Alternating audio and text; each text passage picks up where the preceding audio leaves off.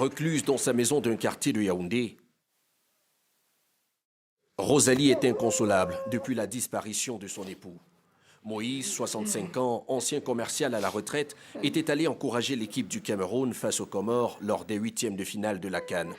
Il a perdu la vie lors d'une bousculade mortelle devant le stade d'Olimbé le soir du 24 janvier, comme on peut le voir sur cette image amateur. Mon mari, il n'était pas seulement mon mari, il était mon copain, mon ami, mon tout. Il est parti au stade 7.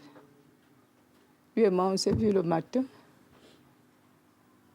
Mais je ne l'ai plus revu jusqu'au jour d'aujourd'hui, à cause du football. L'accident a fait plusieurs morts et des dizaines de blessés. Des blessés pris en charge dans plusieurs hôpitaux de Yaoundé, comme celui-ci, quelques kilomètres plus loin. Dans les chambres, le directeur Pierre Fouda rend visite comme chaque jour aux 7 patients dont ses services s'occupent. Quand ils sont arrivés, beaucoup avaient des problèmes de contusion. Je peux dire aujourd'hui qu'ils sont hors de danger. Hors de danger, mais pas encore remis du traumatisme de cette bousculade. Cette victime qui a requis l'anonymat se souvient. Lorsque ça s'est passé, on m'a marché dessus. Il y avait le ventre au sol, le dos étalé, il y avait des gens qui marchaient sur moi. Et j'étais étouffé.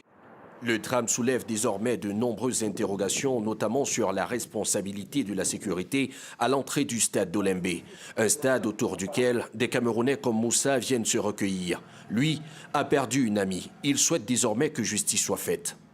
C'est un choc, véritablement. C'est un choc. Surtout qu'on a l'impression qu'il y avait tous les moyens pour éviter cela. Ce n'était pas une fatalité. Ce n'était pas quelque chose d'imprévisible. Selon les autorités, une enquête est en cours pour établir les responsabilités lors de la tragédie. Les matchs de la compétition dans le polémique stade d'Olimbé ont été suspendus jusqu'à nouvel ordre par la CAF.